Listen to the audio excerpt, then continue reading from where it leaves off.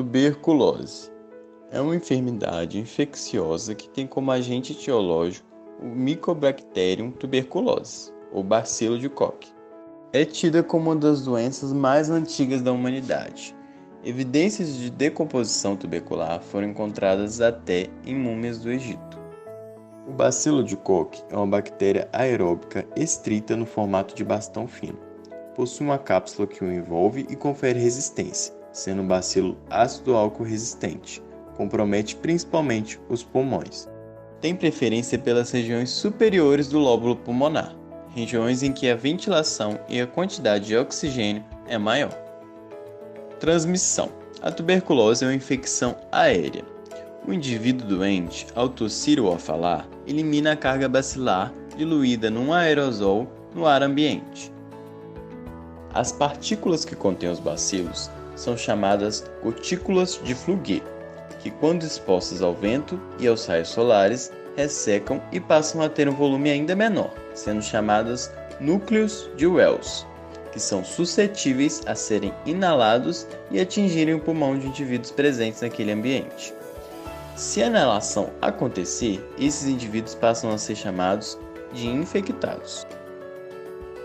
No caso da tuberculose pulmonar como foco, células importantes no processo são os macrófagos alveolares, responsáveis pela limpeza da via respiratória e pela proteção do alvéolo. Os macrófagos alveolares reconhecem as proteínas estranhas e começam a fagocitar os bacilos que chegam aos alvéolos. Nos macrófagos, a micobactéria produz uma enzima que inibe a união do fagossomo com o lisossomo. Isso permite que os bacilos sobrevivam. Macrófagos infectados tentam degradar a bactéria, liberando enzimas digestivas no citoplasma. O antígeno é apresentado para os linfócitos T. Os linfócitos T estimulam o aumento de enzimas líticas produzidas pelos macrófagos. A liberação dessas enzimas provoca a morte de bacilos dentro e fora da célula. Aproximadamente 3 semanas após a infecção inicial, caso haja persistência do quadro, acontece uma inflamação crônica granulomatosa. As células se agrupam e evitam que os focos de bactérias se disseminem. Nesse processo, a ação das células gigantes, a atuação dos fibroblastos e deposição de fibrina, formando uma região circunscrita. A ação dessas células provoca a morte do tecido no interior do granuloma, formando focos de necroses caseosas, de aspecto semelhante a queijo. A tuberculose se divide em tuberculose primária, em que não houve uma exposição prévia, e tuberculose progressiva primária, normalmente em casos de sobreinfecção e reincidência. Estima-se que 10% das pessoas que foram infectadas pela bactéria adoeçam, 5% nos 2 primeiros anos que sucedem a infecção e 5% ao longo da vida, caso não recebam o tratamento preventivo. Entre os sintomas mais gerais, podem ser destacados tosse com sangue, febre, dores no peito, arrepios, perda de peso, sudorese noturna, tosse prolongada, perda de apetite e fadiga. Se tratando de imunização, a vacinação das crianças com a vacina BCG protege principalmente contra as formas graves da doença. É recomendado o uso de máscara cirúrgica para pacientes com tuberculose pulmonar ou sintomáticos respiratórios em situações de potencial risco de transmissão. É importante também a identificação precoce de indivíduos acometidos para o início do tratamento. Após 15 dias de uso regular dos medicamentos, a maioria das pessoas não transmite mais a doença. Entretanto, para êxito no tratamento, é importante que o paciente tome os medicamentos de forma regular, todos os dias e no tempo mínimo previsto, que é de 6 meses. É importante citar que todos os medicamentos citados estão disponibilizados gratuitamente no SUS. A rifampicina é um antimicrobiano que atua na síntese proteica. Age inibindo a enzima RNA polimerase DNA dependente. impedindo a produção de RNA e, por conseguinte, a síntese proteica. A rifampicina deve ser utilizada sempre em associação com outros antibacterianos, devido ao rápido surgimento da resistência bacteriana. Como efeitos colaterais possíveis temos náusea, vômitos, diarreia, anorexia e coloração avermelhada das secreções. A isoniazida é um antituberculoso e atua na parede celular bacteriana. Tem ação bactericida. Esse fármaco age inibindo a síntese do ácido micólico, um componente importante da parede de micobactérias. Faz também quelação de íons cobre essenciais para a célula bacteriana.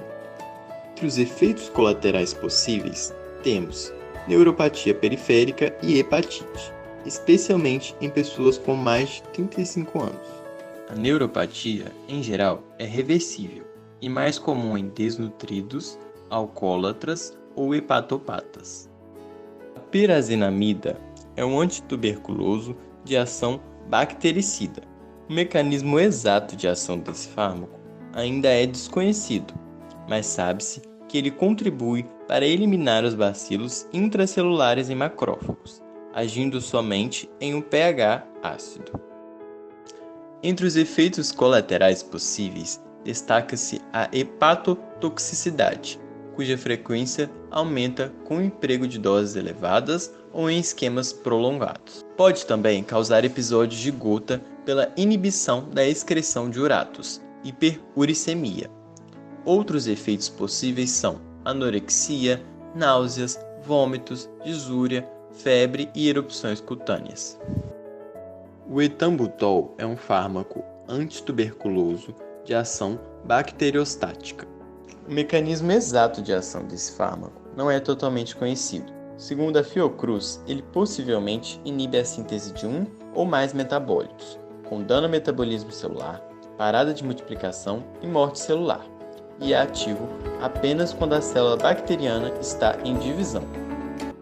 Os efeitos colaterais possíveis se relacionam com a visão, em que se destacam a neurite óptica com redução da acuidade visual, a constrição do campo visual, os escotomas centrais e periféricos e a perda da discriminação das cores vermelho-verde.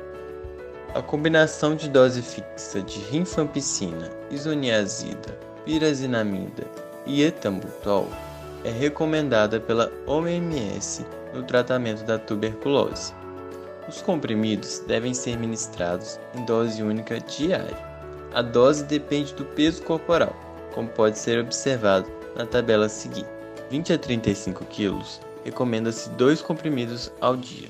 De 36 a 50 kg, 3 e acima de 50 kg, 4 comprimidos ao dia.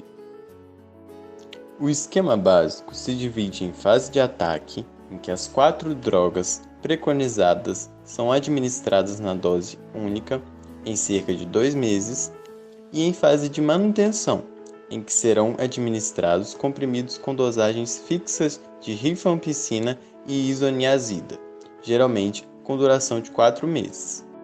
No caso de multiresistência e de populações mais vulneráveis à tuberculose, como pessoas em situação de rua, pessoas com HIV, presidiários e indígenas, os esquemas são individualizados e as fases de ataque e de manutenção tendem a ser prolongadas.